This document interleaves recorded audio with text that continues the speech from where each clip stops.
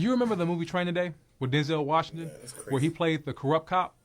Well, what happened in Training Day happened in real life in Chicago, only it was a lot worse.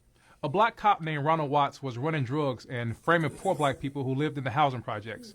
It took a white cop to bring him down, just like in Training Day. Shannon Spalding was that white cop. She's a former Chicago police officer who went undercover to help bring down a corrupt officer that framed hundreds of black people in the Ida B. Wells housing project.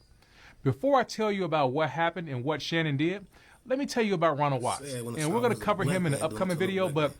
here's just a preview of what he did. He mainly targeted black people who lived in the housing projects. He would shake down drug dealers and rob them of their money and other drugs.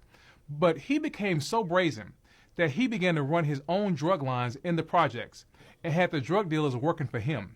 He would take out rival drug dealers to ensure that only drugs were bought from his crew. Watts and his crew of corrupt cops were making as much as $50,000 a week.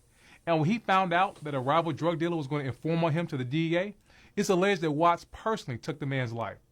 Shannon Spalding was a young cop who began a career in the housing unit with Ronald Watts. Watts actually trained her.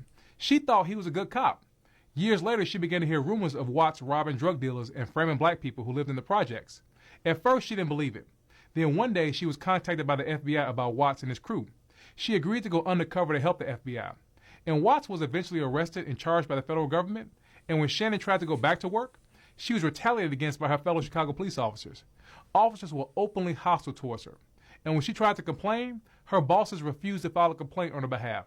At one point, Shannon was actually arrested by the Chicago police after they accused her of trying to record other officers.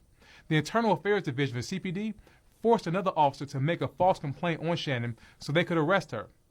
Shannon was warned by other cops and threatened and told to watch out and that she should wear her vest at all times. She eventually filed a whistleblower lawsuit in 2012 against the city. The city fought her case for 4 years and denied that anything ever happened to her. They said that she was the problem. The day her case was set to go to trial, the city settled for $2 million.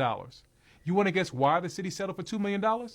Because the judge in the case ruled that Shannon Spalding's attorneys would be able to call then Mayor Rahm Emanuel to the witness stand and question him on the code of silence in the police department. Yeah. Facing that option, the city went from denying anything ever happened to Shannon to giving her $2 million.